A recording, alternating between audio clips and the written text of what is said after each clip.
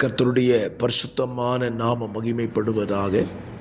ஆசீர்வாதமான ஒரு நல்ல கால வேளையிலையும் பாளையங்கோட்டை இந்திய தேவ சபையிலிருந்து காலை மன்னாவை உங்களுக்கு வழங்குவதில் மிகுந்த சந்தோஷம்.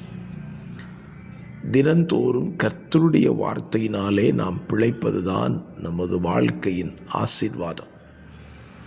ஆகவே கர்த்தருடைய வார்த்தையை தினந்தோறும் வாசியுங்கள், கேளுங்கள், தியானியுங்கள்.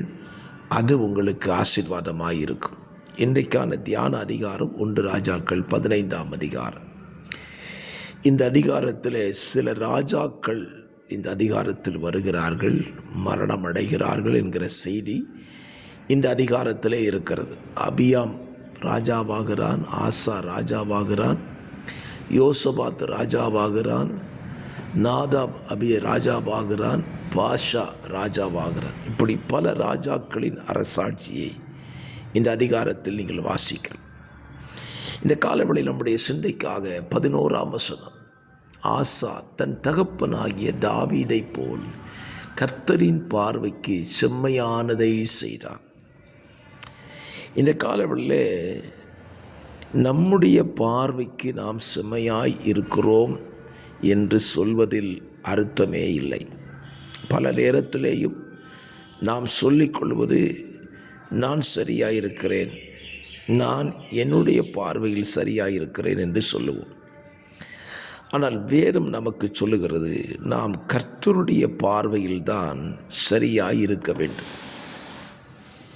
ஆண்டவர் பெல்சாசார் என்கிற ஒரு ராஜாவை குறித்து தானியேல் 5ஆம் அதிகாரத்திலே எழுதி வைத்திருக்கிறார்.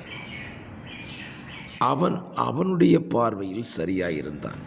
ஆனால் அவனை குறித்து சொல்லுகிறார், நீ தராசிலே வைக்கப்பட்டு குறையே காணப்பட்டாய் என்று எழுதுகிறார். அப்போது நம்ம வாழ்க்கையில் நம்மை குறித்ததான காரியத்தை அல்லது நம்முடைய வாழ்க்கையின் காரியத்தை கர்த்தர் மதிப்பீடு செய்ய வேண்டும்.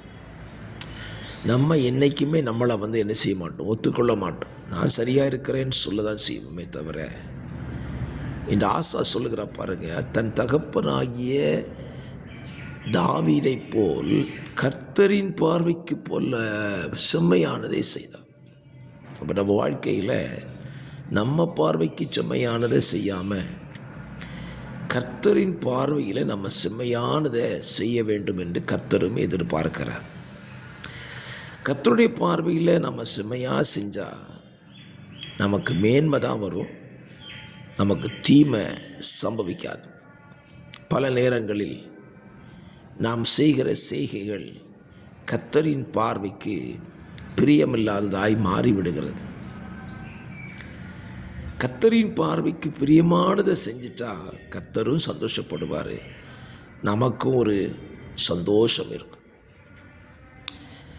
பாருங்க, வேத புத்தகத்தில் கர்த்தருடைய பார்வைக்கு பிரியமானதை செஞ்ச ஒரு மனுஷன், செம்மையானதை செஞ்ச ஒரு மனுஷன் நோவா. பேழையிலிருந்து வெளியே வர்றான்.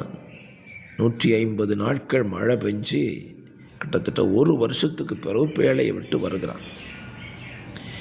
வெளியே வந்து அவன் சூழ்நிலையெல்லாம் பார்த்துட்டான்.